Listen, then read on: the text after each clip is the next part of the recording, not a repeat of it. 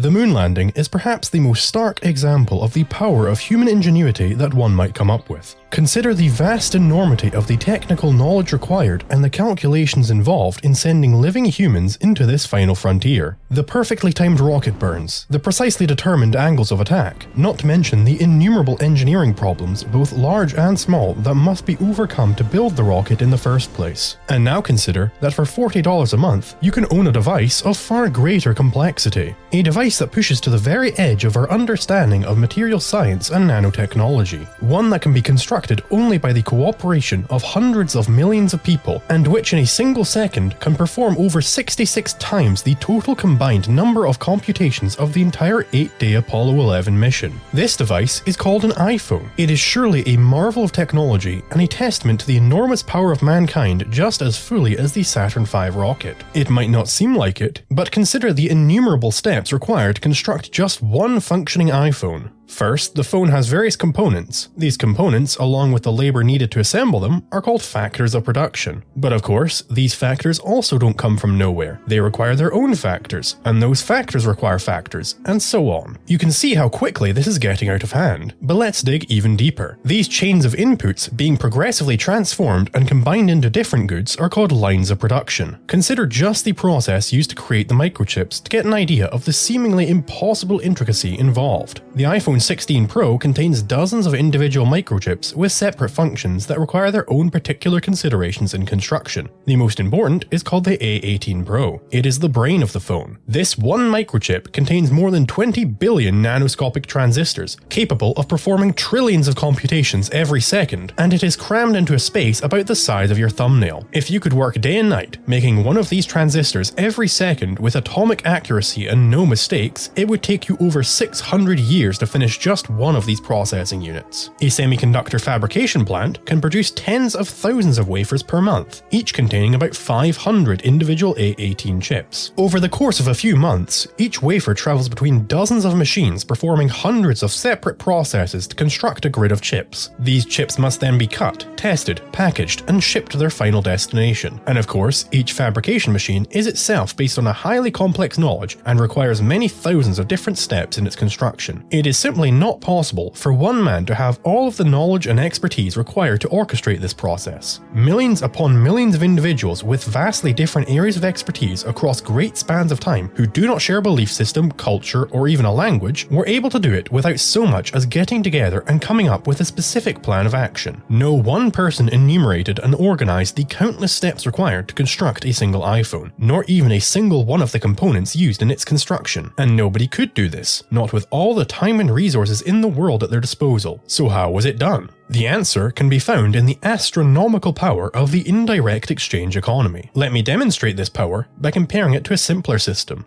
barter.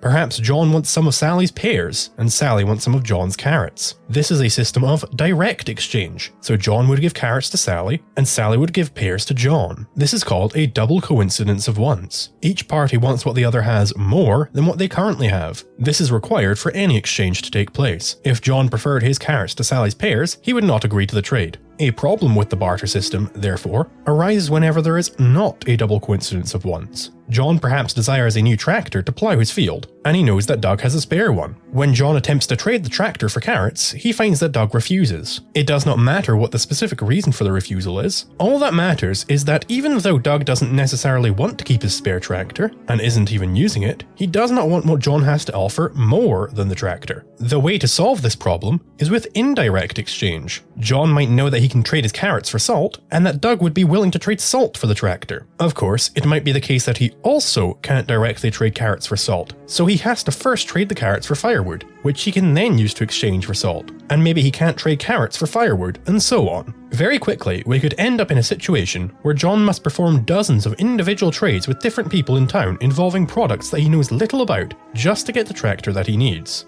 These intermediary products that John has no intention of directly using are called media of exchange. They are goods that are acquired for the purpose of trading them with other people. You can see the problem we face when we have a great many media of exchange. Like in the basic barter system, it becomes near impossible for John to predict how many individual exchanges he will have to make, and how much he will have to exchange in each step.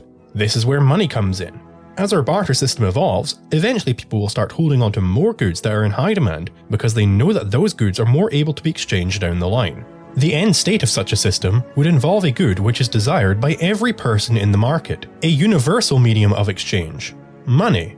So how does this money economy help us make an iPhone? Basically, for each step in the gargantuan line of production required, there is someone looking to do nothing else except make a profit. Economists call this an incentive. These incentives have a powerful effect. There are perhaps many thousands of different ways to perform the single step of impregnating the glass screen with potassium to increase its durability. The company that makes the glass routinely experiments with different chemical processes. They arrived at the one they use currently by subtracting the cost of the process from the expected return. This is called economic calculation. Notice the power that this brings. The makers of the glass do not need to know anything about the countless steps involved in producing any of the many billions of products that it will be used within, or even what those products will be. Nor do they need to know anything about the massively complex lines of production involved in making the various factors required to make the glass. All they must focus on is making the glass such that they maximize the profit. This work is not quite as mathematical as the profit equation makes it seem though. For both the cost and the return, there is a great deal of uncertainty. You cannot ask a computer to spit out whether or not there will be a silica shortage 10 months down the line and plan accordingly. You can't consult a mathematical theorem to determine how much people will desire some new feature you're implementing. In short, the specific costs and returns that come about from a given product depend upon the uncertain and ever-changing supply of and demand for the product in question. The way to deal with this uncertainty is through the process of entrepreneurship. The entrepreneur makes an educated guess on what the future conditions of the market will be and adjusts the lines of production under his control accordingly. Importantly, this guessing is not random in the slightest. If any entrepreneur makes a wrong guess, he will be able to discover this by the fact that he is making a loss, rather than a profit. With sufficient accounting, he can track down which areas of his business are responsible for the loss and adjust accordingly. Any entrepreneur who fails to respond to the market properly and remains gung-ho in his wrong decisions will quickly run out of funding and leave the profession. In this way, there is a sort of natural selection that allows only those entrepreneurs who are best at predicting market conditions to stay managing the lines of production. Steve Jobs' decision to create the iPhone is a perfect example of the risk-taking involved in good entrepreneurship. At the time, the BlackBerry was seemingly beyond reproach.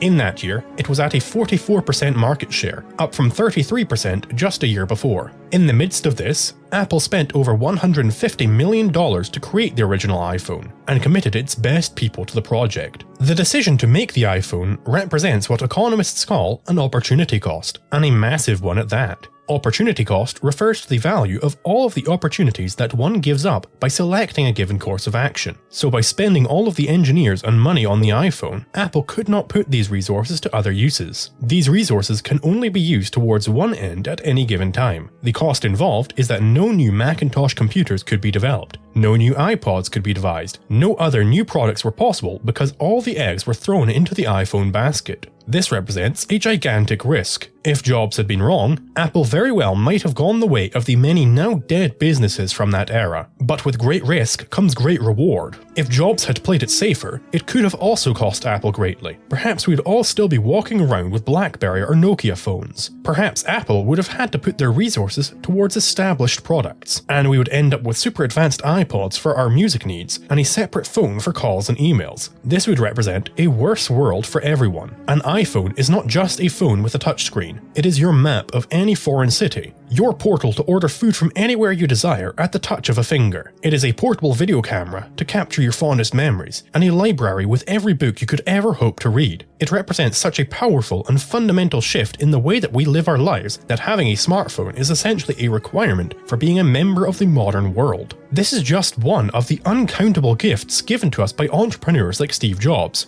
It is not just fair that they be rewarded for their efforts in enriching us by earning profits, but also this is a requirement for the enrichment to even take place. It is because these entrepreneurs make profits that they are able to make losses. And because these profits and losses represent the actual conditions of the market, the entrepreneur knows when he is making an inefficient use of resources. The socialist expects to reap the same rewards born from the free choice of capitalists by preventing them from choosing freely. Without profit, it is impossible for the Central Planning Bureau to deliver deliberately choose efficient lines of production. They are left only with random guesswork pertaining to a process that no man could hope to understand. It is only because of capitalism and the beauty of indirect exchange that we have such marvels as iPhones and rocket ships. We cannot get an effect without the cause. Let us not forget this.